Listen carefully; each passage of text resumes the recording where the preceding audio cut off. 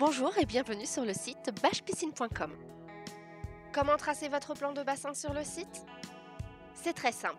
Nous allons voir les différentes étapes.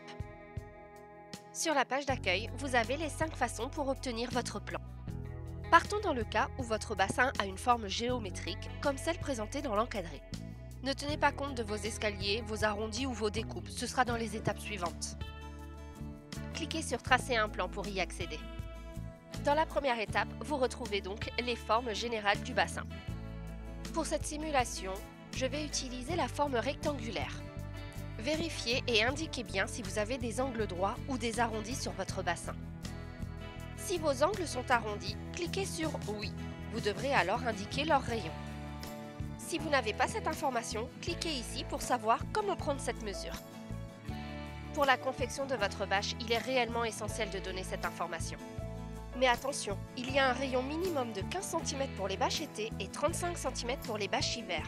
Inférieur à ces cotes, la bâche sera confectionnée avec des angles droits. Sélectionnez donc le bon rayon avant de cliquer sur Étape suivante. C'est ici que vous allez pouvoir ajouter votre escalier. Vous devez tout simplement indiquer s'il se situe sur la longueur, un angle ou la largeur de votre bassin. Passez à l'étape suivante si vous n'en avez pas à déclarer. Attention, pour les bâches été, si votre escalier est sur la longueur, cette partie sera séparée.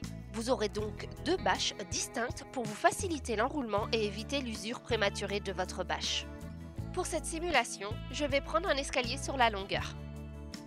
Différentes formes et emplacements vous sont proposés. À vous de sélectionner celui qui s'adapte à votre bassin. Vous pouvez ensuite cliquer sur Étape suivante. Nous voici à l'étape 3. Comme pour l'escalier, à vous de dire si la découpe doit se faire sur l'angle, sur la largeur ou sur la longueur de votre bassin. Vous pouvez passer directement à l'étape suivante si vous n'en avez pas.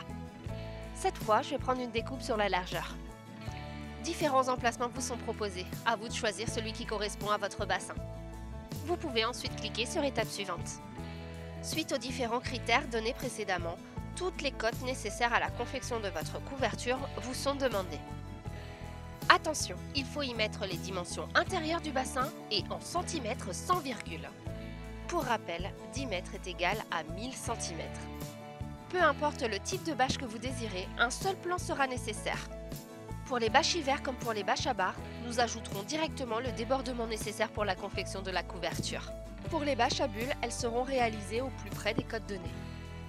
Pour certains traçages, vous devrez respecter une logique géométrique. Dans mon cas, A doit être égal à C plus D plus E et B est égal à G plus H plus I.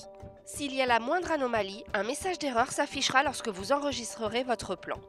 Il faudra sortir votre calculette et réajuster vos cotes pour respecter cette logique. Une fois toutes les dimensions saisies, vous pourrez enregistrer votre plan. Descendez en bas de page et nommez votre plan. Mettez un nom qui vous permettra de bien identifier votre bassin, surtout si vous avez plusieurs traçages.